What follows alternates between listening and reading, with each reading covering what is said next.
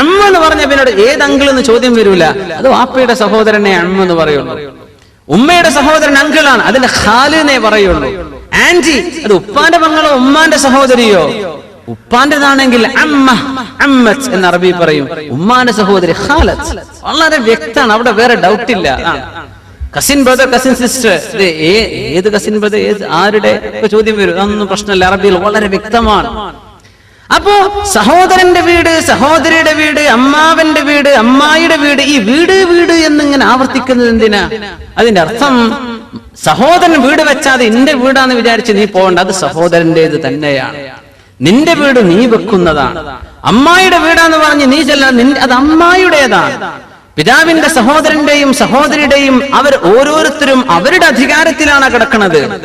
ജ്യേഷ്ഠൻ വീട് വെച്ചാൽ മതി, എന്നാ പിന്നെ എനിക്കിൽ താമസിച്ചാൽ മതിയല്ലോ, അത് ജ്യേഷ്ഠന്റെ പൊരുത്തുണ്ടെങ്കിൽ നീ ചെയ്തോ, കുഴപ്പമില്ല. ജ്യേഷ്ഠന്റെ എന്റേതാന്ന് വിചാരിച്ച് നീ പെരുമാറണ്ട എന്നർത്ഥം. മുഅ്മിനീങ്ങളെ, നമ്മുടെ ഇവിടെയൊക്കെ ജോലി ചെയ്ത ഒരു സഹോദരൻ ഞാൻ പറഞ്ഞു എന്നല്ലേ, 10-30 കൊല്ലം ജോലി ചെയ്ത് അധ്വാനിച്ച് വീടുണ്ടാക്കി നാട്ടിൽ ചെന്ന് നോക്കുമ്പോ വീട് അനുജന്റെ പേരില്ല. ജ്യേഷ്ഠ അധ്വാനിച്ച് ഇവിടുന്ന് പൈസ കൊടുത്തുണ്ടാക്കി അവനെ ഏൽപ്പിച്ചു പണിയാൻ. നാട്ടിൽ രേഖകൾ ഉണ്ടാക്കാനാ പ്രയാസം. ആൾക്കാരെ വിചാരിക്കുന്നു ആധാരം ആരുടെ പേരില്ലാതെ അവന്റെ. എങ്ങനെ അള്ളാന്റെ മുമ്പിൽ എങ്ങനെ ഇത് രക്ഷപ്പെടും?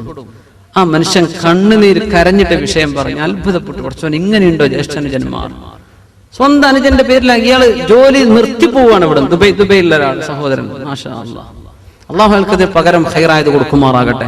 ഇങ്ങനെയൊക്കെ വിശ്വസിച്ച ഒരാളെ ഏൽപ്പിച്ച് ഇവിടുന്ന് പൈസ അയക്കുക, അവര് വേണ്ട ജോലിക്കാർക്ക് എത്ര ശമ്പളം കൊടുത്തു, എത്ര അവർ സ്വന്തം പോക്ക്, ഇതൊന്നും നമുക്കറിയില്ല. അള്ളാഹുൽ തവക്കുലായിട്ട് നമുക്ക് നോക്കി നടക്കാൻ പറ്റുമോ? ഇവിടെ ജോലി ചെയ്യുന്ന ആൾക്കാർക്ക് വിശ്വസിക്കാൻ, എന്നിട്ട് വിശ്വാസ വഞ്ചന ചെയ്യുക. എന്നിട്ട് ഈ മനുഷ്യൻ വാടക താമസിക്കുക. എവിടെയാണ് ആ സങ്കടമൊക്കെ തീരെ? സ്വന്തം പൊരങ്ങനെ കണ്ടിട്ട് പടച്ചോനെ, രേഖയിൽ അനുജൻ ഒപ്പിട്ട് അത് സ്വീകരിക്കുമ്പോ ചോദിക്കണ്ടേ, ഒന്ന് പൊരുത്തം വാങ്ങണ്ടേ? എവിടെയാണ് ഈ കുറ്റൊക്കെ നാളെ മഹ്ശറയിൽ കൊണ്ടുപോയി വെക്കുക? യാ അല്ലാഹ്, മനുഷ്യന് എത്തിക്സ് എന്ന് പറഞ്ഞ സംഗതി ഉണ്ട്. അത് ഇസ്ലാമില്ലെങ്കിൽ എത്തിക്സ് ഉണ്ടാവും മനുഷ്യന്മാർ. അതുപോലെ നഷ്ടപ്പെടുമ്പോഴുള്ള ബേജാറാണ്. യാ അല്ലാഹ്, ഔ ബുയൂതി അമാമികും ഔ ബുയൂതി അമ്മാതികും ഔ ബുയൂതി അഖ്വാലികും ഔ ബുയൂതി ഖാലാതികും. നിങ്ങളുടെ അമ്മായിയുടെ ഉമ്മയുടെ സഹോദരിമാർ അവരുടെ പുരക്ക് നിങ്ങൾ പോയി ഭക്ഷണം കഴിക്കുന്നതിന് വിരോധമില്ല. എപ്പോൾ നിങ്ങൾ അവിടേക്ക് ക്ഷണിക്കപ്പെട്ടവരാണ്. ആ അവസ്ഥയിൽ നിങ്ങളെ അവിടുത്തെ ചില വിഷയങ്ങൾ അവർ ഏൽപ്പിച്ചു, നിങ്ങൾ അവിടുത്തെ വക്കീലാണ്. ആ അവസ്ഥയിൽ വിരോധമില്ല. ഔ മാ മലക്തും മഫാതിഹ, നിങ്ങൾ ഏതൊന്നിന്റെ ചാവികളാണോ നിങ്ങൾ ഉടമപ്പെടുത്തിയിരിക്കുന്നത്, അവിടുന്ന് ഭക്ഷണം കഴിക്കുന്നതിനും വിരോധമില്ല. ശരിക്കും മനസ്സിലാക്കണം. ഒരാളുടെ ഒരു തോട്ടം ഏൽപ്പിച്ചു, ഒരു തെങ്ങിൻ തോട്ടം നോക്കാൻ ഏൽപ്പിച്ചു. തെങ്ങിന് വിലണ്ടോ തേങ്ങയ്ക്ക് വിലണ്ടോ അതല്ല നമ്മുടെ ചർച്ച. നല്ല വിലണ്ടെന്ന് വിചാരിക്കാം. അവിടെ ഏൽപ്പിച്ചു. ഈ മനുഷ്യനോട് അങ്ങനെ ഇളനീരിട്ട് കുടിക്കാൻ പറ്റുമോ ഇല്ലേ എന്നതാണ് ഇപ്പൊ പറയുന്നത്. ഒരു ഗ്രോസറി അല്ലെങ്കിൽ സൂപ്പർ മാർക്കറ്റിന്റെ സ്റ്റോക്ക് നോക്കുന്ന ആളാണ്. അവിടെയാണ് എല്ലാ ജ്യൂസ് പാക്കറ്റുകൾ ബിഗ് ക്വാണ്ടിറ്റി സ്റ്റോക്ക് ചെയ്യുന്ന സ്ഥലം അതാണ്. ഇയാൾ അതിന്റെ സൂക്ഷിപ്പുകാരനാണ്. മലക്തും മഫാത്തിഹ, മിഫ്താഹ് നിങ്ങളെ കയ്യിൽ ഏൽപ്പിച്ചതാ മുതലാളി, നോക്കണം കേട്ടോ. ഇയാൾക്ക് ഇടക്കിടക്ക് ഇങ്ങനെ ജ്യൂസ് എടുത്ത് കുടിക്കാൻ പറ്റുമോ? ഇതാണ് വിഷയം. പറ്റുന്നതുമുണ്ട് പറ്റാത്തതുമുണ്ട്. ശരിക്കും മനസ്സിലാക്കുക. ഇവിടെ മുഫസ്സിരീങ്ങൾ പറയാണ്, നമ്മുടെ ഉലമാ പഠിപ്പിക്കാണ്, നമ്മെ ഒരു വിഷയം ഒരാൾ ഏൽപ്പിച്ചു, ചാവി തന്നു. ഒരു കടയുടെ ഉത്തരവാദിത്വം, ഒരു തോട്ടത്തിന്റെ ഉത്തരവാദിത്വം നമ്മെ ഏൽപ്പിച്ചാൽ ശമ്പളം നൽകപ്പെടുന്ന ആളാണോ ഇയാൾക്ക് സമ്മതമില്ലാതെ തൊടാൻ പറ്റൂല. മുതലാളിയുടെ സമ്മതമുണ്ട് എന്നാലേ എടുക്കാൻ പറ്റുള്ളൂ. ശമ്പളമുള്ള ആൾ, ശമ്പളം ഇല്ലാത്ത ആളാണ്, അയാൾ സേവനം, അയാൾക്ക് ജീവിക്കേണ്ട ഭക്ഷണം വേണ്ടേ, ആവശ്യമായത് അയാൾ എടുത്തോട്ടെ, അതിന്റെ സമ്മതത്തിന്റെ പ്രശ്നമില്ല. അയാൾ അത് ഏൽപ്പിക്കപ്പെട്ട ആളല്ലേ, ഇയാൾക്ക് വേറെ ശമ്പളമൊന്നും കിട്ടാനില്ലല്ലോ. അതുകൊണ്ട് അയാളുടെ ഭക്ഷണത്തിന് ആവശ്യമായത് ആ തോട്ടത്തിൽ നിന്നോ ആ സ്റ്റോക്കിൽ നിന്നോ ഭക്ഷണം കഴിക്കുന്നതിന് വിരോധമില്ല. അപ്പൊ നമുക്ക് ശമ്പളം ഉണ്ട്, നമ്മുടെ കടയിൽ വരുന്നത് അല്ലെങ്കിൽ നമ്മുടെ മുതലാളിയുടെ അടുത്തുനിന്ന് കിട്ടുന്നത് അവിടെ പൊരുത്തം കൊണ്ട് കിട്ടുന്നതാണെങ്കിൽ ഓക്കെ. അല്ലാതെ നമ്മളുണ്ടല്ലോ വെറുതെ കിട്ടിയതൊക്കെ വരിച്ചുവാലി കൊണ്ടുവരുന്നത്, അതിന്റെ ഉറവിടങ്ങൾ അന്വേഷിക്കണം മുഅ്മിനീങ്ങളെ. നമ്മൾ അള്ളാഹുവിന്റെ പരിശുദ്ധ ഖുർആൻ അച്ചടക്കം പഠിപ്പിക്കാം. Utmost discipline. അള്ളാഹുവിനെ പേടിക്കണം എന്നായി പറയുന്നത്, CCTVയെ പേടിക്കണം എന്നല്ല ഈ പറയുന്നത്. അള്ളാഹുവിനെ പേടിച്ച് ജോലി ചെയ്യുന്ന ഈ പറയുന്നത്. ഭയങ്കര പേടി. എങ്ങനെയാണ്? ക്യാമറ ഉണ്ടെങ്കിൽ എന്താ നല്ല മക്കൾ, മാഷാ അല്ലാഹ്. കാരണം അതൊക്കെ പച്ചയിൽ ഇങ്ങനെ കാണല്ലേ. അള്ളാഹുവിനെ പേടിക്കുക. അള്ളാഹിന്റെ ക്യാമറ, പടച്ചതമ്പുരാന്റെ അള്ളാഹുവിന്റെ ബസീറത്ത്, ബസർ എന്റെ മുമ്പിലേക്കാണ്. അള്ളാഹുവിനെ കാണുന്നുണ്ട്. നിനക്ക് അർഹതപ്പെട്ടത് ഇതാണ്, ഇത് നിനക്ക് അർഹതപ്പെടാത്തതാണ്. സമ്മതമില്ലാതെ എടുക്കാൻ പാടില്ല. അങ്ങനെയാണ്. ഒരു വീട് ഏൽപ്പിച്ചു നമ്മെ.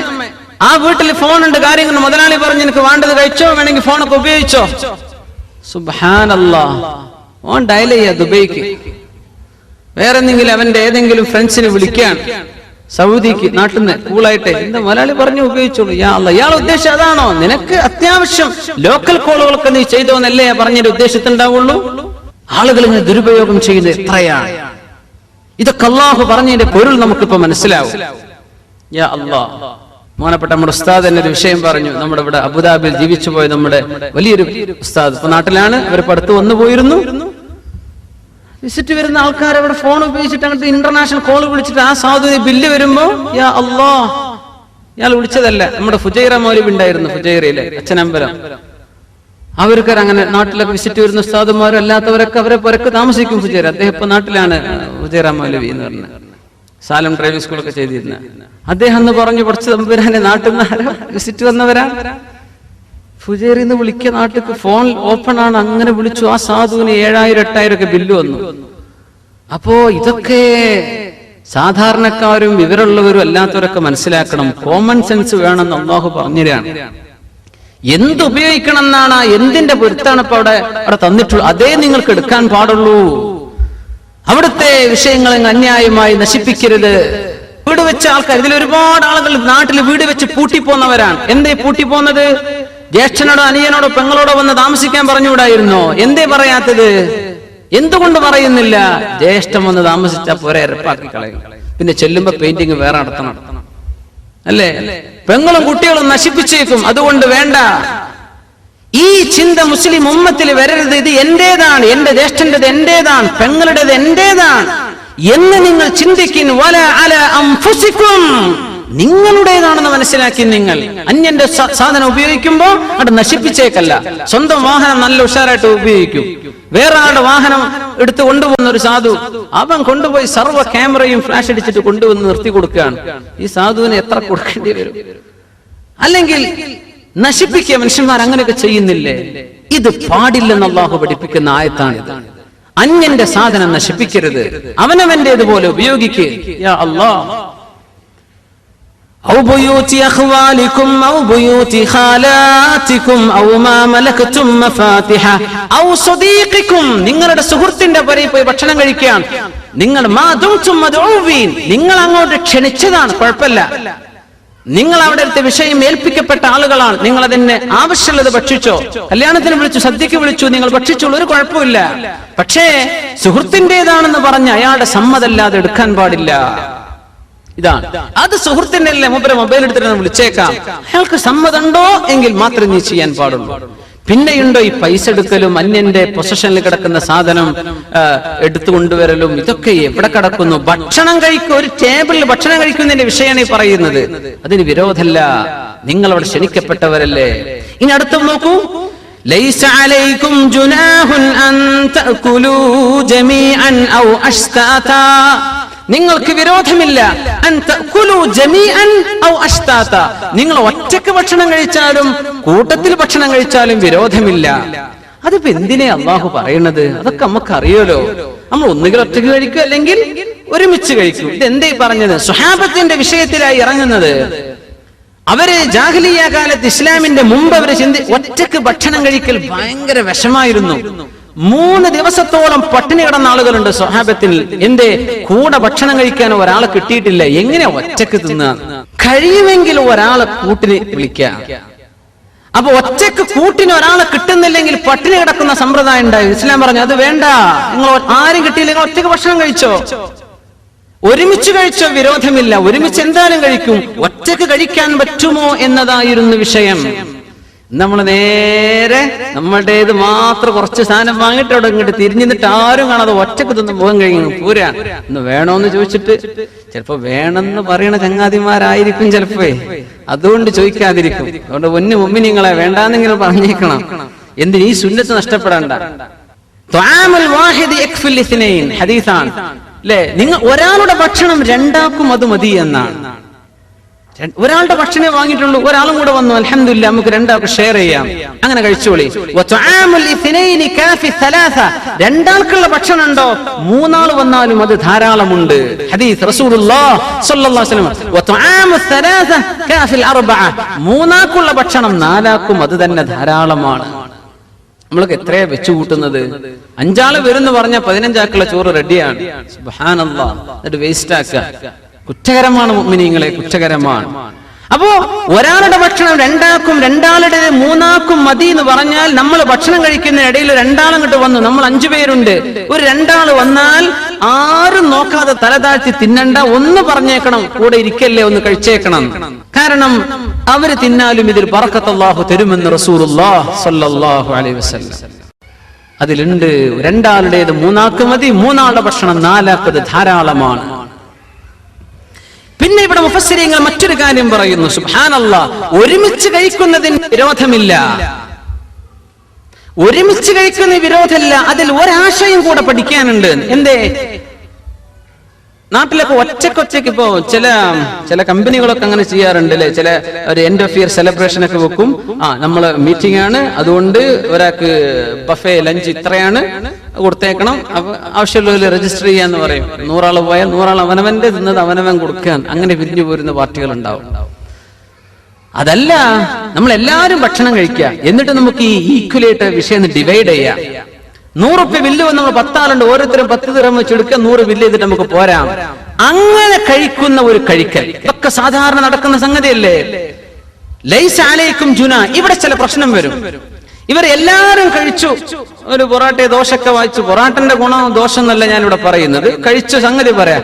ഒരുത്ത 2 എണ്ണം കഴിച്ചു, ഒരുത്ത 3 എണ്ണം കഴിച്ചു, ഒരുത്തൻ 12 എണ്ണം കഴിച്ചു. ബില്ലിട്ടപ്പോ എല്ലാവർക്കും ഒരേ ബില്ല്. പടച്ച തമ്പുരാന്, ഞാൻ ആകെ 1.5 തിന്നിട്ടുള്ളൂ, 12 എണ്ണം തിന്ന മനുഷ്യനും 10 റുപ്യ കൊടുക്കുന്നത്, ഞാനും 10. ഇത് വേണോ? അതിൽ കുഴപ്പമില്ല, സാരല്ല, നിങ്ങൾ ഒരുമിച്ച് തീരുമാനിച്ചതല്ലേ ഒരുമിച്ച് കഴിക്കാന്ന്. അതുകൊണ്ട് അങ്ങ് തസാമുഹ ചെയ്ത്, അത് വിട്ടുവീഴ്ച ചെയ്ത് കൊടുത്തേക്കണം, അത് സാരല്ല. പക്ഷെ പാടില്ലാത്തൊരു സംഗതി ഇവിടെ ഉണ്ട്. ഇവൻ എല്ലാം തിന്നു, മറ്റാള് പട്ടിണി കിടക്കുകയാണ്. അത് ചെയ്യാൻ പാടില്ല, അത് കുറ്റകരമാണ്. എല്ലാം ഒരുത്തങ്ങ് തിന്നുപോയി. അവർ സംഭവം പറയുന്നതിന് മുഫസ്സിരീൻ, ഒരാളുടെ വീട്ടിൽ കുറച്ച് മധുര പലഹാരങ്ങളൊക്കെ വെച്ചിട്ട് അയാൾ വീട്ടിൽ പറഞ്ഞു, അപ്പൊ വരട്ടോ അങ്ങ് ഭക്ഷണം കഴിക്കുന്നു പറഞ്ഞു പോയി. ഇവർ 2 ആളായി ഇരിക്കണത്. ഇയാൾ 1 or 2 എണ്ണം എടുത്ത് കഴിച്ച് നിർത്തി, മറ്റവൻ അങ്ങോട്ട് തിന്നൊരു തീറ്റ. പാത്രം 3/4 കാലിയായി. കടന്നു വരുന്ന ആൾക്ക് തോന്നൂലേ, പടച്ചവനെ, ആളുകളൊക്കെ വന്നിറങ്ങി പോകുന്ന വീടുകളാണെങ്കിൽ ഒക്കെ തീർത്താൻ പറ്റുമോ അല്ലെ? പുരക്കാരൊക്കെ വല്ല ബിസ്ക്കറ്റോ ചായ ചിപ്സൊക്കെ തരുമ്പോ മുഴുവൻ പടച്ചോനെ തന്ന സ്ഥിതിക്ക് മോശമാക്കാൻ പറ്റൂലല്ലോ എന്ന് വിചാരിച്ച് മുഴുവൻ തിന്നാ, അത് പറ്റില്ല. അപ്പോ പുരക്കാരൻ വന്നപ്പോ ഇയാള് പറഞ്ഞു, അല്ലാ, ഈ മനുഷ്യൻ നിങ്ങളോട് ഭയങ്കര ഇഷ്ടമാണ് കേട്ടോ, ഒന്ന് പറഞ്ഞു കൊടുത്തു. നല്ല ഇഷ്ടമുള്ള ആളല്ലേ, നല്ലോണം തിന്നുള്ളൂ, അതുകൊണ്ട് എന്നെക്കാൾ നിങ്ങളോട് ഇഷ്ടം മൂപ്പർക്കാണ് കേട്ടോ എന്ന് തിരുത്തി കൊടുത്തു. കുഴപ്പമില്ല, അങ്ങനെ ചെയ്യുന്നതിന് കുഴപ്പമില്ല എന്നാ പറഞ്ഞതിന് അർത്ഥം. കാരണം ചീത്തപ്പേര് മറ്റാണ് സഹിക്കണ്ടേ, തിന്നതാരാ? ഇവൻ. യാ അല്ലാ, നിങ്ങൾ കൂട്ടമായിട്ടൊരു ബില്ലിട്ടിട്ട് ഭക്ഷണം കഴിക്കുകയാണ്, അവിടെ ഒരാൾ ഏറെയും കുറവും, ഒരു ഉരുളന്റെ വലുപ്പം കുറച്ചും കൂടുതൽ, ഇതൊന്നും അളക്കാൻ നിൽക്കല്ല, അതൊക്കെ വിട്ടുകൊടുത്തേക്ക്. അവൻ 15 തിന്നു, നീ 2 തിന്നുള്ളൂ, ഒരു കുഴപ്പമില്ല. നിങ്ങൾ അഷ്താത്തൻ, നമ്മൾ എല്ലാരും ഒരുമിച്ച് കഴിക്കാന്നല്ലേ പറഞ്ഞത്, അതിലങ്ങോട്ട് സഹിച്ചേക്കണം. അതൊന്നും പിന്നെ പ്രശ്നമാക്കല്ല കേട്ടോ, അതൊന്നും പിന്നെ ഫേസ്ബുക്കിൽ ഇടരുത്.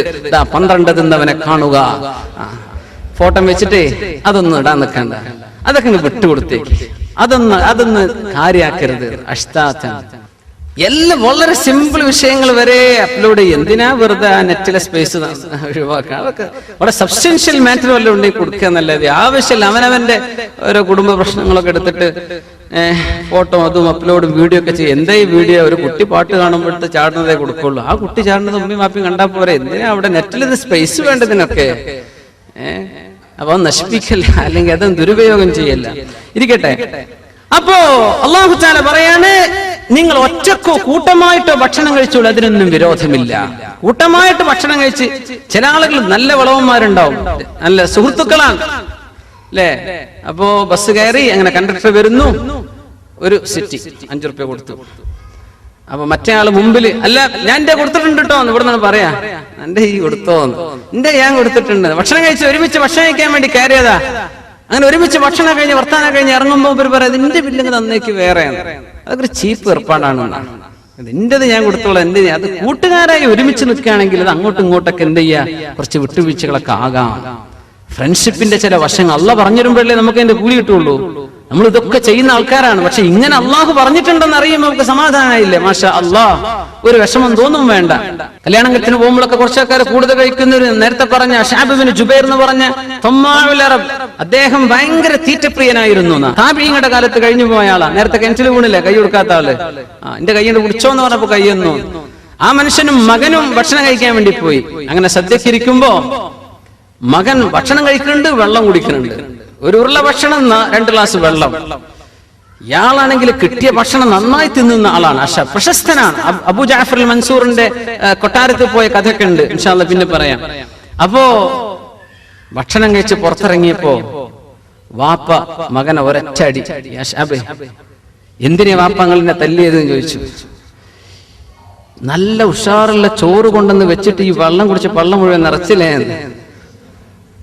അതിൽ പറഞ്ഞു, വാപ്പാ ഈ വെള്ളം നല്ലോണം കുടിച്ചാല് വയറ് നല്ല വലുതായിട്ട് നന്നായി തിന്നാൻ പറ്റും, അതിനാണ് ഞാൻ ആ കുടിച്ചത്. അതിൽ അടുത്തടി വേറെ, ഇതെന്തേ വാപ്പ നിങ്ങൾ ഇന്നെ പഠിച്ചത്?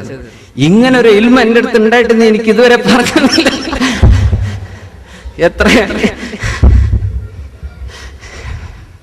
എത്ര കല്യാണം മിസ്സായിപ്പോയി. കല്യാണത്തിന് വിളിച്ചാൽ ആൾക്കാർ നല്ലോണം തിന്നുന്ന ആൾക്കാരുണ്ടാവും, കുറച്ച് തിന്നുന്ന ആൾക്കാരുണ്ടാവും. അതൊക്കെ കല്യാണം നടത്തുന്ന ആൾക്കാർ സഹിച്ചേ പറ്റൂ. അതായി പറഞ്ഞതിന്റെ അർത്ഥം അവിടെ ഒന്ന് പ്രശ്നം ഉണ്ടാക്കരുത്. യാ അല്ലാഹ്, 500 ആൾക്ക് ചോറ് വെച്ചിട്ട് ചോറ് തേഞ്ഞില്ലാന്നോ ഇതൊന്നും പറഞ്ഞ അവിടെ പബ്ലിസിറ്റി ചെയ്യല്ല. വന്ന ആള് ചിലപ്പോ 10 ആള്, ചിലപ്പോ 100 ആള്, ചിലപ്പോ ചെറുപ്പക്കാർ ചെക്കന്മാരൊക്കെ കോളേജ് കുട്ടികളൊക്കെ എന്ത് ചെയ്യും, നേരെ വരും. അവർക്ക് വിളിക്കേണ്ട ആവശ്യമൊന്നുമില്ല. നാട്ടിൽ അങ്ങനെയാണ്. ബൈക്കേറ്റ് വരും, അന്തസ്സിൽ വന്ന് വയറ് നിറച്ച് തിന്നു പോകും. അങ്ങനെയൊക്കെ കല്യാണം എത്രയോ കൊളാവുണ്ട്. അതൊന്നും ചെയ്തിട്ട് അത് ഹറാമാണ്. നിന്നെ ക്ഷണിച്ചിട്ടില്ല, അവിടെ പോകാൻ പാടില്ല. അങ്ങനെ കല്യാണങ്ങൾ ഇടങ്ങാറാക്കിയ മനുഷ്യന്മാരെ 100 ആൾക്ക് ഉണ്ടാക്കിയിട്ടുണ്ട്. 10-30 ആള് കൂട്ടത്തിൽ കയറി വന്നു. ആർക്കെങ്കിലും സെൻസർ ചെയ്യാൻ പറ്റുമോ? ഇവിടെ എയർപോർട്ടിലെ പോലെ കീക്ക് അടിക്കാൻ പറ്റുമോ? ആരായി വന്നത്, ആരാ വിളിക്കപ്പെട്ടതല്ലാതെ ചോദിച്ചാൽ ഭയങ്കര കേസായില്ലേ? നമ്മുടെ കൂട്ടർ ആരാന്നോല് ചോദിച്ചു. അല്ലാഹ്, കല്യാണം മുടങ്ങാനാവും മതി. പിന്നെ അപ്പോ ഇങ്ങനെയൊക്കെ ശ്രദ്ധിക്കണം. അന്യന്റെ ഭക്ഷണം പോയി തിന്നരുത് എന്നായി പറയുന്നത്. ലാ തഅകുലു അംവാലകും ബൈനകും ബിൽ ബാതിൽ, നിങ്ങൾ അന്യായമായിട്ട് മറ്റുള്ളവന്റേത് തിന്നാൻ പാടില്ല. നിങ്ങൾ വിളിക്കപ്പെട്ടോ, നിങ്ങൾക്ക് പൊരുത്തുള്ള സംഗതിയാണോ, തിന്നോളൂ. അടുത്തൊരു വിഷയം കൂടെ അല്ലാഹു തആല പറയാ, ഫഇദാ ദഖൽതും ബുയൂതൻ ഫസല്ലിമു അലാ അൻഫുസികും തഹിയ്യതൻ മിൻ ഇൻദില്ലാഹി മുബാറകതൻ ത്വയ്യിബഹ കദാലിക യുബയ്യിനുല്ലാഹു ലകുമുൽ ആയാതി ലഅല്ലകും തഅഖിലൂൻ. ഫഇദാ ദഖൽതും ബുയൂതൻ, നിങ്ങൾ വീടുകളിലേക്ക് കയറി ചെല്ലുമ്പോൾ, ഫസല്ലിമു അലാ അൻഫുസികും, നിങ്ങളുടെ ശരീരത്തോട് നിങ്ങൾ സലാം പറഞ്ഞേക്കണം. വീട്ടിലേക്ക് കയറി ചെല്ലുമ്പോ ശരീരത്തോട്, ശരീരം എന്റെ കൂടെ അല്ലെങ്കിലേ ഉണ്ടല്ലോ. വീട്ടിൽ കയറി ചെല്ലുമ്പോ എന്നോട് ഒറ്റക്ക് അങ്ങനെ പറഞ്ഞിടന്നാ മതിയോ? ഇതല്ല ഈ പറഞ്ഞതിന്റെ അർത്ഥം. നിങ്ങൾ മറ്റൊരാളിന്റെ വീട്ടിലേക്ക് ചെല്ലുമ്പോ അവരോട് പറയുന്ന സലാം, എന്താ പറഞ്ഞത്? അസ്സലാമു അലൈക്കും വറഹ്മത്തുള്ളാഹ്, അല്ലാഹുവിന്റെ സലാം നിങ്ങൾക്ക് അല്ലാഹു നൽകട്ടെ, അല്ലാഹുവിന്റെ രക്ഷ നിങ്ങൾക്കുണ്ടാകട്ടെ. ദുആയല്ലേ അത്? അത് നിങ്ങൾ മറ്റൊരാളോട് പറയുമ്പോൾ നിങ്ങൾക്കും അതിന്റെ കൂലി കിട്ടുന്നുണ്ടല്ലോ. അത് നിങ്ങളോട് തന്നെ ചെയ്യുന്ന സലാമ. തഹിയ്യതൻ മിൻ ഇൻദില്ലാഹി മുബാറകതൻ ത്വയ്യിബഹ, അല്ലാഹുവിൽ നിന്ന് ബറക്കത്തുള്ള അല്ലാഹുവിന്റെ ആ ഒരു ഗ്രീറ്റിംഗ്. തഹിയ്യ എന്ന് പറഞ്ഞ ഗ്രീറ്റിംഗ്, അല്ലാഹുവിന്റെ ഗ്രീറ്റിംഗ് അതങ്ങ് കൊടുത്തേക്കണം. ഒരു വീട്ടിലേക്ക് ചെല്ലുമ്പോ അവിടെ കയറി ചെന്നിട്ട് പിന്നെ അസ്സലാമു അലൈക്കും അല്ല, ചെല്ലുമ്പോഴേ സലാം പറഞ്ഞിട്ടും കയറിയേ. ഇത് മുമ്പ് അല്ലാഹു പറഞ്ഞതാണ്. 2 ആയത്തും കൂടെ കഴിഞ്ഞ് സൂറ അവസാനിപ്പിക്കാൻ നാന്ന് റിമൈൻഡ് ചെയ്യാണ്. സലാം പറയാൻ മറക്കരുത് കേട്ടോ. സല്ലിമു അലാ അൻഫുസികും തഹിയ്യതൻ മിൻ ഇൻദില്ലാഹി മുബാറകതൻ ത്വയ്യിബഹ കദാലിക യുബയ്യിനുല്ലാഹു ലകുമുൽ ആയാതി ലഅല്ലകും തഅഖിലൂൻ. അല്ലാഹു നിങ്ങൾക്ക് ഇങ്ങനെ കാര്യങ്ങൾ വ്യക്തമാക്കി തരികയാണ്. സലാം പറയണം. ഒരു വിഷയം നമ്മൾ സലാമിലൂടെ മനസ്സിലാക്കേണ്ടത് അസ്സലാമു അലൈക്കും എന്ന് പറയുന്നത് ദുആ ആണ്. അത് അല്ലാഹുവിന്റെ മലക്കുകൾ രേഖപ്പെടുത്തും. നമ്മളൊരു ദിവസം 30 കോൾ ചെയ്യുന്നു എന്ന് വിചാരിക്കുക, ഫോൺ അറ്റൻഡ് ചെയ്യുന്നുണ്ട്. അത് റിസീവ് ചെയ്യുമ്പോഴും നമ്മൾ അങ്ങോട്ട് കൊടുക്കുമ്പോഴും അസ്സലാമു അലൈക്കും വറഹ്മത്തുള്ളാഹ്, അസ്സലാമു അലൈക്കും എന്നാ പറയേണ്ടത്. മറുപടി പറയണം അസ്സലാമു അലൈക്കും വറഹ്മത്തുള്ളാഹ്. ഇനി പറയുന്ന ആൾ അസ്സലാമു അലൈക്കും വറഹ്മത്തുള്ളാഹ്, മടക്കുന്ന ആള് വഅലൈക്കും അസ്സലാം വറഹ്മത്തുള്ളാഹി വബറകാതുഹു. കഴിഞ്ഞു. ഇനി ഒരാൾ മുഴുവൻ അങ്ങ് പറഞ്ഞാൽ വഅലൈക്കും അസ്സലാം വറഹ്മത്തുള്ളാഹി വബറകാതുഹു. അത്രയേ ഉള്ളൂ. പിന്നെ വമഗ്ഫിറതുഹു വജന്നതുഹു അങ്ങനെയൊക്കെ പറയാം. പക്ഷെ അതെന്തില്ല, അഷ്റഫുൽ ഖൽഖ് സല്ലല്ലാഹു അലൈഹി വസല്ലം പഠിപ്പിച്ചത് സലാമിന്റെ ഭാഗത്തിൽപ്പെട്ടതല്ല. അങ്ങനെ ദ്വാരക്കിന് കുഴപ്പമൊന്നുമില്ല. പക്ഷേ അത് പറഞ്ഞാൽ അള്ളാന്റെ മലക്കുകൾ രേഖപ്പെടുത്തല്ലേ. നമ്മൾ ഫോൺ ചെയ്തു ഹലോ, അള്ളാന്റെ മലക്കുകൾ അപ്പം നോക്കും, പഠിച്ചോനെ ഈ ഹലോ എന്നതിന് കൂലി അള്ളാഹ് വെച്ചിട്ടുണ്ടോ, നോക്കുമ്പോ കാണുന്നില്ല. ബോൺജൂർ, ഗുഡ് മോർണിംഗ്, ഗുഡ് ആഫ്റ്റർനൂൺ, ഇതിനൊന്നും കൂലി അള്ളാഹ് കുഴപ്പമൊന്നുമില്ല, മോശമല്ല, പക്ഷെ അതിന് കൂലി എഴുതേണ്ടതുണ്ടോ? ഇല്ല. അസ്സലാമു അലൈക്കും, യാ അല്ലാഹ് ഒരു സലാം പറഞ്ഞു, വൽ ഹസനതു ബിഅശ്രി അംസാലിഹാ, ഒരു നന്മക്ക് 10 കൂലി, കടക്കട്ടെ 10 കൂലിയായി. 10 കോള് വന്നാൽ 100 കൂലി കിട്ടിയ ഒരു ദിവസം. ഒരു ഇൻകമിങ് ഔട്ട് ഗോയിങ്ങും അങ്ങനെ 10 കിട്ടിയാൽ എത്രയായി? 20, 200 കൂലിയായി. എത്ര ഫോൺ നമ്മൾ അറ്റൻഡ് ചെയ്യുന്നുണ്ട്. ഒരു അസ്സലാമു അലൈക്കും പറയാം, ആളുണ്ടോ അല്ലേ എന്നൊക്കെ അറിയാൻ ഹലോ എന്നൊക്കെ തുടങ്ങി കൂലി കുഴപ്പമില്ല. കഴിഞ്ഞാൽ പിന്നെ ഉടനെ അസ്സലാമു അലൈക്കും വറഹ്മത്തുള്ളാഹി, അസ്സലാമു അലൈക്കും, അള്ളാന്റെ രക്ഷങ്ങൾക്ക് ഉണ്ടാകട്ടെ. ഇത് സലാം പറഞ്ഞാൽ ഇന്ന് മനുഷ്യർ ഏറ്റവും സംസാരത്തിന്റെ കാലാണ് അല്ലെ. ഫോൺ ചെയ്തുകൊണ്ടേയിരിക്കുകയാണ്, വിളിച്ചുകൊണ്ടേയിരിക്കുകയാണ്. യാ അല്ലാഹ്, ശരാശരി ഒരു മനുഷ്യൻ ഒരു ദിവസം 4000-ലേറെ വാക്കുകൾ ഇങ്ങനെ ഫോണിലൂടെ പറയുന്നുണ്ട് ഈ ഫോണിന്റെ ആൾക്കാർ. പിന്നെ ഫോണുമ്മ തന്നെ ഇത്തിക്കാഫിരിക്കുന്ന ആൾക്കാരല്ല ഈ പറഞ്ഞത്. 3-4 മണിക്കൂറൊക്കെ അങ്ങനെ വിളിച്ച്, നേരത്തെ പറഞ്ഞ കസേരട്ട് കൊടുത്ത് ഓടുന്ന നാട്ടിലെ ഫോണിൽ എടുത്ത ആൾക്ക് കസേരട്ട് വെച്ച് കൊടുക്കണം. ഈ ഇരുന്നേക്കണം കുറച്ച് കഴിഞ്ഞാൽ, അതിപ്പോഴും നിർത്താൻ പോണ കോളല്ല, നെറ്റാണ്. യാ അല്ലാഹ്, അങ്ങനെ ഇടങ്ങാറാക്കുന്നത് ചെയ്യരുത് നമ്മൾ പറഞ്ഞിട്ടുണ്ട്, ഞാൻ ആവർത്തിക്കല്ല. സലാം പറയാ, സലാം പറഞ്ഞിട്ട് തുടങ്ങുക. വീട്ടിൽ കയറുമ്പോ സലാം പറയാ, വീട്ടിൽ നിന്ന് ഇറങ്ങുമ്പോ സലാം. ആരോട്? വീട്ടുകാരോട്. ഇവിടെ ഉലമാ പഠിപ്പിക്കുകയാണ്, നമ്മളൊരു പുതിയ വീട്ടിലേക്ക് ചെല്ലുകയാണ്. നമ്മുടെ വീട് പണി കഴിഞ്ഞ് എഞ്ചിനീയർ കീ നമ്മുടെ കയ്യിൽ തന്നു, അൽഹംദുലില്ലാ, ആ പുരയ്ക്ക് കിടക്കുകയാണ്. അവിടെ ആരെങ്കിലും ഉണ്ടോ? ആരുമില്ല. നിങ്ങളാണ് ആദ്യം കിടക്കുന്നത്. അവിടെ ഒരു കാര്യം കൂടെ പറയണം, മാഷാ അല്ലാഹ് ലാ ഖുവത ഇല്ലാ ബില്ലാഹ്. ഇത് പറയാ. എന്നിട്ട് വാതിൽ തുറന്ന് കിടക്കുമ്പോ അസ്സലാമു അലൈനാ വഅലാ ഇബാദില്ലാഹി സ്വാലിഹീൻ. ഇതാണ് ആൾപ്പാർപ്പില്ലാത്ത പുരയ്ക്ക് ചെല്ലുമ്പോഴുള്ള സലാം. അസ്സലാമു അലൈനാ വഅലാ ഇബാദില്ലാഹി സ്വാലിഹീൻ. ഇത് പരിചയമുള്ളൊരു വാക്കാണല്ലോ. എവിടെ ഉണ്ട്? അത്തഹിയാത്ത് ഓതുമ്പോ അസ്സലാമു അലൈനാ വഅലാ ഇബാദില്ലാഹി സ്വാലിഹീൻ. ഒരു സ്റ്റോർ റൂം തുറക്കുകയാണ്.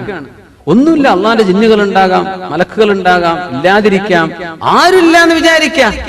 അസ്സലാമു അലൈനാ, നമ്മുടെ മേൽ അള്ളാന്റെ രക്ഷ ഉണ്ടാകട്ടെ, വഅലാ ഇബാദില്ലാഹി സ്വാലിഹീൻ, അള്ളാന്റെ സ്വാലിഹീങ്ങളായ മറ്റടിമകൾ, മനുഷ്യരാവാം, ജിന്നുകളാകാം, മലക്കുകളാകാം, ആരുമാകാം. അവിടെ വീട്ടുകാരെങ്കിലും ഉണ്ടെങ്കിൽ അവരോട് അസ്സലാമു അലൈക്കും വറഹ്മത്തുള്ളാഹി സലാം പറഞ്ഞിട്ടേ കിടക്കാവൂ. അത് ബറക്കത്താണ്, ബറക്കത്താണ്.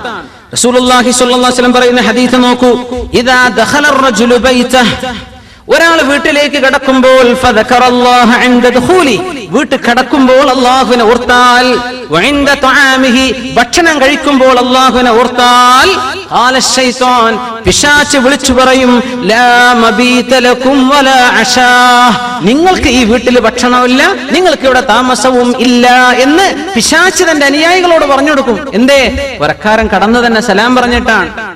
പിന്നെ അവര് ഭക്ഷണം കഴിക്കുമ്പോൾ ബിസ്മി ചൊല്ലി. അപ്പോ ബിസ്മി ചൊല്ലി ഭക്ഷണം കഴിച്ചാൽ പിശാചത് തിന്നൂല, പിശാചിന് തിന്നാൻ പറ്റൂല.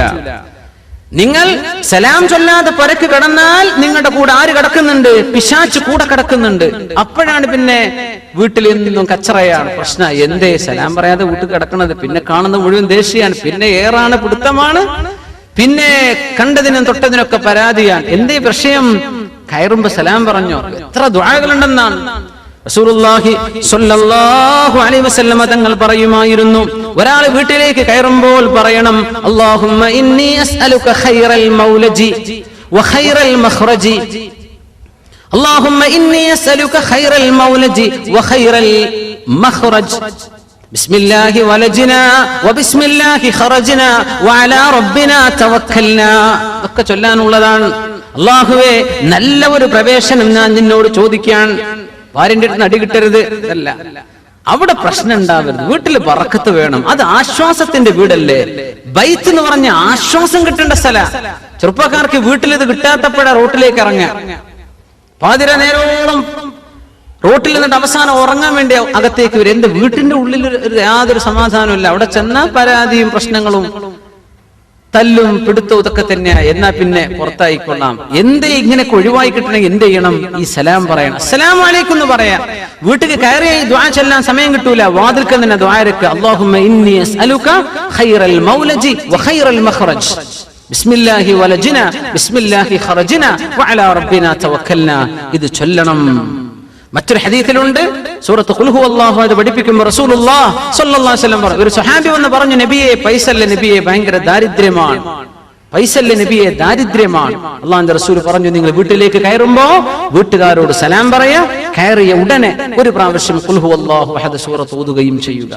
ഫഅദറല്ലാഹു അലൈഹിൽ മാൽ ഹത്താ ഫാദ അലാ ജിറാനിഹി. ആ ഹദീസിൽ മഹാന്മാർ പഠിപ്പിക്കുകയാണ്, അയാൾക്ക് അല്ലാഹു ഒരുപാട് സമ്പത്ത് കൊടുത്തു, അയൽവാസികൾക്കും കിട്ടി ഒരുപാട് സമ്പത്ത്. എങ്ങനെ? ഓരോ തവണ വീട്ടിൽ കയറുമ്പോഴും ഒരു ഖുൽ ഹുവല്ലാഹു അഹദ്. അൽ ബഖറ ഓതാനാ പറഞ്ഞതെങ്കിൽ നമ്മൾ പറ്റൂല എന്ന് പറഞ്ഞേനെ അല്ലേ? ഖുൽ ഹുവല്ലാഹു അഹദ് സൂറ ഇത്ര ഓതാൻ എളുപ്പമുള്ള സൂറ. അപ്പൊ ഇങ്ങനെ സുന്നത്തുകളുണ്ട് വീട്ടിൽ കയറുമ്പോൾ. അത് വീട്ടിന്റെ ഉള്ളിൽ അസ്വാരസ്യങ്ങൾ ഇല്ലാതിരിക്കാനാണ്, അവിടെ റാഹത്ത് ഉണ്ടാവാനാണ്. ഒരു സദസ്സിലേക്ക് കയറുമ്പോൾ സലാമിനെ സംബന്ധിച്ച് നമ്മൾ സൂചിപ്പിച്ചിരുന്നു. അസ്സലാമു അലൈക്കും പറഞ്ഞതിന്റെ ഒരു താല്പര്യം കൂടെ അതാണ്. അസ്സലാമു അലൈക്കും എന്ന് ഞാൻ നിങ്ങളോട് പറഞ്ഞാൽ, ഞാനും നിങ്ങളുമുള്ള ഈ ഇടപഴക്കത്തിൽ നിങ്ങളുടെ ഒരു മോശവും ഞാൻ പറയാൻ പോകുന്നില്ല. എന്റെ വശത്ത് നിന്ന് ഒന്നും നിങ്ങൾക്ക് ബുദ്ധിമുട്ടുണ്ടാവില്ല. ഈ ഗ്യാരണ്ടിയാണ് ഞാൻ നിങ്ങളോട് പറയുന്ന അസ്സലാമു അലൈക്കും. നിങ്ങൾ എന്നിൽ നിന്ന് സുരക്ഷിതരാണ്. ഇനി പ്രസംഗം അവസാനിപ്പിക്കുമ്പോഴും ഞാൻ പറയുന്നു അസ്സലാമു അലൈക്കും വറഹ്മത്തുള്ളാഹി. കഴിഞ്ഞു. നമ്മൾ ആരും അങ്ങോട്ടും ഇങ്ങോട്ടും ഗീബത്തും നമീമത്തും പറയണ്ട. നിങ്ങൾ എന്നിൽ നിന്ന് സുരക്ഷിതരാൻ, നിങ്ങളെന്ന് ഞാനും സുരക്ഷിതനാണ്. നമ്മൾ ആരും ആരെയും വേദനിപ്പിക്കൂല. ഇത് ഗ്യാരണ്ടിയാണ്. ഇത് പറഞ്ഞിട്ട് ഒരു സദസ്സിലേക്ക് വരുന്ന അസ്സലാമു അലൈക്കും, ഈ പറഞ്ഞതിനർത്ഥം എന്താ? ഞാൻ വരുന്നുണ്ട് കേട്ടോ, എന്നെ കൊണ്ടൊരു ഉപദ്രവം നിങ്ങൾക്ക് ഉണ്ടാവില്ല കേട്ടോ, അത് ഉറപ്പിച്ചോളൂ. ഇങ്ങനെ വരുന്ന ആൾക്കാർ വിത്തനുണ്ടാക്കി പോയാൽ എന്ത് ചെയ്യും? അതാണ് ഇസ്ലാമിന്റെ സലാം. എന്തൊരു മഹത്തരമാണ്. ഒരു സദസ്സിൽ മുസ്ലിമീങ്ങളും അമുസ്ലിമീങ്ങളും ഉണ്ടെന്ന് വിചാരിക്കുക, അവിടെ സലാം പറയണം, അസ്സലാമു അലൈനാ വഅലാ ഇബാദില്ലാഹി സ്വാലിഹീൻ, അല്ലെങ്കിൽ അസ്സലാമു അലാ മൻ ഇത്തബഅൽ ഹുദാ, സന്മാർഗം സ്വീകരിച്ചവർക്ക് രക്ഷ ഉണ്ടാകട്ടെ. മഹാനായ മർഹൂം സയ്യിദ് മുഹമ്മദ് അലി ശിഹാബ് തങ്ങൾ അവറുകൾ അവിടെ കോട്ടക്കൽ ആര്യവേദശാലയുടെ പ്രോഗ്രാമിന് വന്ന സമയത്തുള്ള ഒരു അനുഭവം പറഞ്ഞത്, അവിടെ ഒരുപാട് അമുസ്ലിമീങ്ങളെ വൈദ്യരും കുറെ വാര്യന്മാരും ഒരുപാട് മറ്റു അമുസ്ലിമീങ്ങളൊക്കെ ഉള്ള സദസ്സാണ്. തങ്ങളുടെ സംസാരത്തിന് നേരം തങ്ങൾ അസ്സലാമു അലൈക്കും വറഹ്മ, ആ സലാം, അവിടെ ഒരു നമസ്കാരന്റെ കൂപ്പുകൈ ഇങ്ങനെയൊക്കെ പറഞ്ഞ ആൾക്കാരുണ്ട്. നമ്മുടെ സ്വന്തം ആൾക്കാർ ജയ് ഹിന്ദു എന്ന് പറഞ്ഞ് കൈയടിച്ചിട്ട് പ്രസംഗം അവസാനിപ്പിക്കുക. മുസ്ലിമീങ്ങളാണ് അസ്സലാമു അലൈക്കും പറ, നീ അസ്സലാമു അലൈക്കും പറഞ്ഞു തുടങ്ങ്. നിന്റെ മുമ്പിൽ മുസ്ലിം ഒരാളുണ്ടോ, ആ സലാം അയാൾക്ക് കിട്ടൂലേ? നിന്റെ നമസ്കാരം കൂപ്പുകയും നിന്റെ ഈ മുഷ്ടിയൊക്കെ ആർക്ക് വേണം? അത് ആർക്ക് ഉപകാരപ്പെടും? അസ്സലാമു അലൈക്കും. തങ്ങളുടെ ആ ഒരു ഭയങ്കര സംഭവം. ആ ഒരു സദസ്സിൽ മുസ്ലിങ്ങളുണ്ട്, കോട്ടക്കൽ അങ്ങാടിയല്ലേ, അമുസ്ലിമീങ്ങൾ ധാരാളമുണ്ട്. ആ പരിപാടി ആര്യവേദശാലയുടെ പ്രോഗ്രാം, യാ അല്ലാഹ്, അതിന്റെ ഒരു വാർഷിക പരിപാടി. അസ്സലാമു അലൈക്കും വറഹ്മത്തുള്ളാഹി. തങ്ങളുടെ ആ ശൈലിയിൽ സലാം പറഞ്ഞിട്ട് തന്നെ തുടങ്ങുന്നത്. യാ അല്ലാഹ്, സലാം പറയും. അള്ളാഹുവിന്റെ രക്ഷക്കുള്ള പ്രാർത്ഥനയാണ്. അത് മുഅ്മിനീങ്ങൾക്ക് ലഭിക്കണം. ഫസല്ലിമു അലാ അൻഫുസികും തഹിയ്യതൻ മിൻ ഇൻദില്ലാഹ് മുബാറകതൻ ത്വയ്യിബ. സലാം എന്ന് പറഞ്ഞത് മുബാറക്കാണ്, ബറക്കത്തുള്ളതാണ്. ത്വയ്യിബ, ഏറ്റവും പരിശുദ്ധമാണ്. അതിലും നല്ലൊരു ഗ്രീറ്റിംഗ് നമുക്ക് ഒരാൾക്കും കൊടുക്കാൻ പറ്റൂല. ഗുഡ് മോർണിംഗ് എന്നൊക്കെ പറഞ്ഞോളി, ശുഭ പ്രഭാതം ഉണ്ടാകട്ടെ എന്നൊരു ആശംസ തന്നെയാണത് അല്ലെ? ഗുഡ് ഈവനിങ് എന്ന് പറഞ്ഞാൽ അതന്നെ ഒരു നല്ല ഒരു ആഫ്റ്റർനൂൺ ഉണ്ടാകട്ടെ എന്നൊക്കെ, അല്ലെങ്കിൽ വൈകുന്നേരം രാത്രി എന്നൊക്കെ ആകട്ടെ. പക്ഷേ മുസ്ലിമീങ്ങൾ പറയേണ്ടത് എന്താ? അസ്സലാമു അലൈക്കും വറഹ്മത്തുള്ളാഹി. അള്ളാഹു നമ്മെ സഹായിക്കുമാറാകട്ടെ. സലാം നല്ലോണം വർദ്ധിപ്പിക്കും മുഅ്മിനീങ്ങളെ. സ്വന്തം ഗ്രൂപ്പുകാർക്ക് മാത്രം സലാം പറയുന്ന കാലാണ്. സ്വന്തം ഗ്രൂപ്പുകാർക്കും അല്ലാത്തോടും ഉണ്ടാകുന്ന ഓ ഇസ്ലാം, ആരെ ഇസ്ലാം എന്ന് ഓർത്ത് അഹ്ലുസുന്ന വൽ ജമാഅത്തിന്റെ അഖീദയിലുള്ള മുസ്ലിമീങ്ങളോട് മറ്റൊരു ഗ്രൂപ്പുകാരൻ പറയും സലാം പറയാൻ പാടില്ല. മൂപ്പരെ പിന്നെ നിസ്കാരം ശരി, എന്തേ പ്രശ്നം? മൂപ്പരെ നമ്മളാൾ അംഗീകരിക്കലില്ല. യാ അല്ലാഹ്, അള്ളാന്റെ ദീനല്ലേ നമ്മളിപ്പോ. അഫ്ഷു സലാം, സലാം പറഞ്ഞേക്കണം. അബ്ദുല്ലാഹി ഇബ്നു മസ്ഊദ് റളിയല്ലാഹു അൻഹു പറയാണ്, ഞാൻ കൊതിച്ചു പോവുകയാണ്, ഞാൻ പറയുന്ന സലാം ആരും മടക്കാതിരിക്കട്ടെ. അപ്പൊ ആൾക്കാർ, പടച്ചോനെ നിങ്ങളെ സലാം മടക്കാതിരിക്കേ? അതെ, നിങ്ങൾ മടക്കാതിരുന്നാൽ അള്ളാഹു എനിക്കതിന് മറുപടി പറഞ്ഞുതരും. അള്ളാഹുവിന്റെ സലാം എനിക്കുണ്ടാവും. ഇത് നിങ്ങൾ പറയുമ്പോൾ നിങ്ങളുടേതല്ലേ കിട്ടുന്നുള്ളൂ, എനിക്ക് അള്ളാന്റെ മറുപടി കിട്ടും. ഞാൻ കൊതിച്ചു പോകാറുണ്ടെന്ന് അബ്ദുല്ലാഹി ഇബ്നു മസ്ഊദ് റളിയല്ലാഹു അൻഹു. അഫ്ഷു സലാം, തന്റെ പരിചയക്കാരോട് മാത്രം സലാം പറയുന്ന കാലം അന്ത്യനാളിന്റെ അടയാളമാണെന്ന് നബിയുനാ റസൂലുള്ളാഹി സ്വല്ലല്ലാഹു അലൈഹി വസല്ലം. ഖിയാമത്ത് നാളാണ് ഈ വരുത്തി വെക്കുന്നത്. സ്വന്തം അനുയായികൾ, മെമ്പർഷിപ്പ് ഉള്ള ആളോട് മാത്രം സലാം പറഞ്ഞാൽ മതി. എന്ത് ദീനാ ഇത്? എന്ത് ദീനാണ്? ദീനാണോ ഈ പറയുന്നത്? അള്ളാന്റെ ദീനാണോ ഈ പറയുന്നത്? അഫ്ഷു സലാം, മുഅ്മിനീങ്ങളോട് സലാം പറഞ്ഞേക്കണം. ജനങ്ങൾക്ക് ഭക്ഷണം കൊടുക്കിൻ. വസല്ലൂ ബില്ലൈലി വന്നാസു നിയാം, ജനങ്ങൾ ഉറങ്ങുന്ന നേരത്ത് എഴുന്നേറ്റ് തഹജ്ജുദ് നിസ്കരിച്ചേക്കണം. തദ്ഖുലുൽ ജന്നത ബിസലാം, അന്തസ്സിൽ സ്വർഗ്ഗത്തിൽ പോകാമെന്ന് റസൂലുള്ളാഹി സ്വല്ലല്ലാഹു അലൈഹി വസല്ലം. മുഅ്മിനീങ്ങളെ സലാം പറയണം, വീട്ടിൽ കയറുമ്പോ സലാം. ഇനി നമ്മൾ ഖുർആൻ ക്ലാസ് കഴിഞ്ഞ് പോവാണ്, വീട്ടിൽ ആരുമില്ല, റൂമിൽ ആരുമില്ല, നമ്മൾ എന്ത് സലാമ പറയപ്പോ? അസ്സലാമു അലൈനാ വഅലാ ഇബാദില്ലാഹി സ്വാലിഹീൻ. അല്ലെങ്കിൽ ഒരു മുസ്ലിമായ മനുഷ്യനുണ്ട്, അസ്സലാമു അലൈക്കും വറഹ്മത്തുള്ളാഹി, സലാം പറയണം. പള്ളിയിലേക്ക് വരുമ്പോ പള്ളിയിൽ ഒരു ഖുർആൻ ക്ലാസ്സോ ഇൽമിന്റെ സദസ്സോ നടക്കുന്നുണ്ടെങ്കിൽ അവിടെ സലാം പറയൽ മഹ്ദൂറാണ്. മഹ്ദൂർ എന്ന് പറഞ്ഞാൽ ഹറാം, പറയാൻ പാടില്ല. ഒരു ഖുർആൻ ക്ലാസ് നടക്കുക, അസ്സലാമു അലൈക്കും, പള്ളിയിൽ പറ്റൂല കേട്ടോ. നിങ്ങൾ സദസ്സിലുമാണെ പറഞ്ഞോളി, കേൾക്കുന്ന ഒരു മറുപടി പറയും വേണം. പക്ഷേ ഒരു പള്ളിയിൽ ഇൽമിന്റെ മജ്ലിസ് നടക്കുമ്പോൾ അവിടെ സലാം പറയരുത്. പള്ളിയിൽ നിസ്കാരത്തിന് ഇഖാമത്ത് കൊടുത്താൽ അവിടെ സലാം പറയരുത്. പള്ളിയിൽ ഒരാൾ ഖുർആൻ ഓതിക്കൊണ്ടിരിക്കുകയാണ് ഉറക്കെ, ആ ഖുർആന് തടസ്സമാകുന്ന രീതിയിൽ സലാം പറയാൻ പാടില്ല. ഇത് മൂന്നും നടക്കണില്ല. അവിടെ ഒരു മുസ്ലിമായ മനുഷ്യർ ഇരിക്കുന്നുണ്ട്, അസ്സലാമു അലൈക്കും വറഹ്മത്തുള്ളാഹി. നിങ്ങൾ ദഖൽതും ബുയൂതൻ, വീട്ടിലേക്ക് എന്ന് വന്നാൽ ആ ബുയൂത്ത് എന്ന വാക്കിന് മുഫസ്സിരീങ്ങളിൽ ഒരു വിഭാഗത്തിന്റെ അഭിപ്രായം അൽ മസാജിദ്, അല്ലാഹുവിന്റെ പള്ളികളിലേക്ക് വരുമ്പോൾ സലാം പറയണം എന്നാണ്. എപ്പോഴാ പറയേണ്ടത്? അവിടെ ഒരു ഇൽമിന്റെ സദസ്സ് നടക്കണില്ല, നിസ്കാരത്തിന് ഇഖാമത്ത് കൊടുത്തിട്ടില്ല, നിസ്കാരം നടക്കുന്നില്ല, പിന്നെ അവിടെ ഒരു ഖുർആൻ ഓത്ത് നടക്കണില്ല എങ്കിൽ നിങ്ങൾ അവിടെ സലാം പറഞ്ഞേക്കണം. നിസ്കാരമൊക്കെ കഴിഞ്ഞിട്ട് അസ്സലാമു അലൈക്കും വറഹ്മത്തുള്ളാഹി എല്ലാവരും പറഞ്ഞ് ഇങ്ങനെ സ്വസ്ഥമായിട്ട് ഇരിക്കുമ്പോ ചിലർ കാണാം അസ്സലാമു അലൈക്കും, അങ്ങനെ സലാം പറയണ്ട. അത് ദിക്ർ ചൊല്ലുന്ന നേരമാണ്, നിസ്കാരം കഴിഞ്ഞിട്ട്. സലാം പറയലപ്പോഴാ? നിങ്ങൾ കടന്നു വരുമ്പോഴാണ്.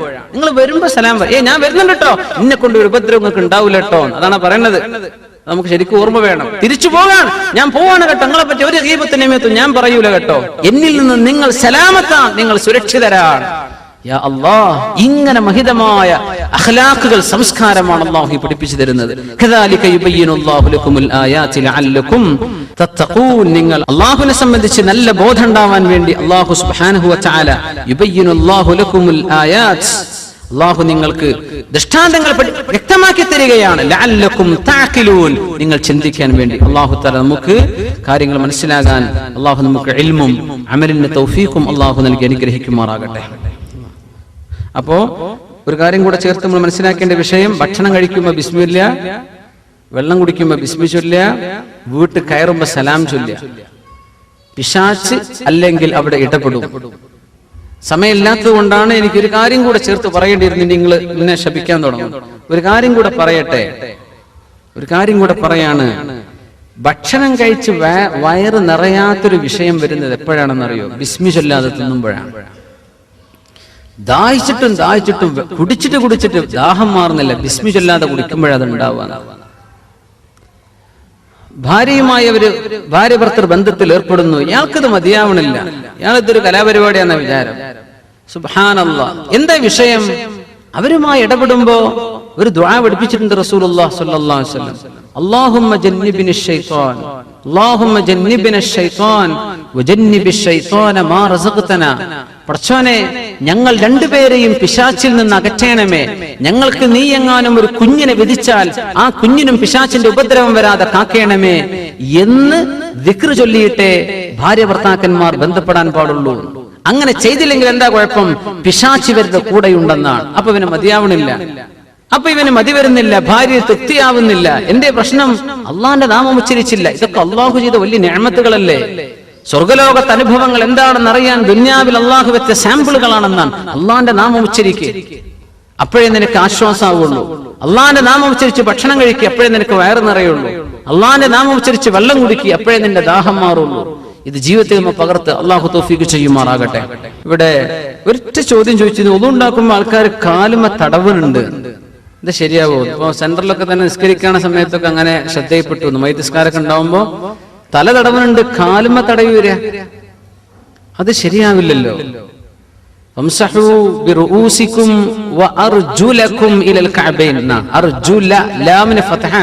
ലാമിന് കസ്റാണെങ്കിൽ തടവാൻ പറ്റിയെന്നാണ് അങ്ങനെയാണ് വിഷയം. പക്ഷെ ഖുർആനുള്ളത് വഅർജുലക്കും, കഴുകേണ്ടതിൽപ്പെട്ടതാ കാല്. കാല് കഴുകിയേ പറ്റൂ, തടവിയാൽ ഒന്നു ശരിയാവില്ല. ഒന്ന് ശിക്ഷമ തടവലും ഇല്ലാത്തതും നമ്മൾ മുമ്പ് പറഞ്ഞിട്ടുണ്ട്. അതിൽ പ്രബലമായ അഭിപ്രായം സോക്സിമ തടവൽ ശരിയാവൂല എന്ന് തന്നെയാണ്. എന്ന് പറഞ്ഞ സാധനം ഉണ്ട്, ലെതർ കൊണ്ട് ഉണ്ടാക്കിയ ഒരു സോക്സ്, ലെതറിന്റെ നടക്കാൻ പറ്റും. അതും ഒതുവോടുകൂടെ അത് ധരിച്ചാൽ അടുത്തൊരു ഒതു എടുക്കുമ്പോൾ തടവിയാൽ മതി. സോക്സ് ഒക്കെ എന്താണ് ഊരെ കിട്ടുന്ന സാധനമല്ലേ, ടിഷ്യൂ ഇഷ്ടം പോലെ അല്ലേ, ഒന്ന് ഡ്രൈ ചെയ്യാനൊക്കെ എളുപ്പമല്ലേ കാലിന്. അങ്ങനെ പ്രശ്നം ഉണ്ടെങ്കിൽ കഴുകണം എന്ന് അല്ലാഹു പറഞ്ഞതാ. കഴുകിയേ പറ്റൂ, മടമ്പ് വരെ നിർബന്ധമാണ്. അള്ളാഹു നമ്മെ സഹായിക്കുമാറാകട്ടെ. സംശയങ്ങൾ നിങ്ങൾ എന്ത് ചെയ്യുക, ഇസ്ലാം ഓൺ വെബ് .net നമ്മുടെ സൈറ്റ് ഉണ്ട്, islamOnWeb.net. നിങ്ങൾക്ക് ഓൺലൈനായിട്ട് എന്ത് ചെയ്യാം, അതൊക്കെ കൈകാര്യം ചെയ്യുന്ന ആളുകൾക്ക് സംശയങ്ങൾ നിങ്ങൾക്ക് അവിടെ ഓൺലൈനായിട്ട് നിങ്ങൾക്ക് ചോദിക്കാം. അതിന്റെ മറുപടിയും അതിന്റെ മഹാന്മാരായ പണ്ഡിതന്മാർ തരും. islamOnWeb.net NET. പിന്നെ അല്ലെങ്കിൽ editor@gulfsatyadhara.com നമ്മുടെ പത്രമാണ് ഗൾഫ് സത്യധാര. അതിന്റെ എഡിറ്റർക്ക് നമ്മുടെ ഇമെയിൽ ID ഉണ്ട്, editor@gulfsatyadhara.com. അങ്ങനെയൊക്കെ നമുക്ക് ഓൺലൈൻ ചോദ്യങ്ങൾ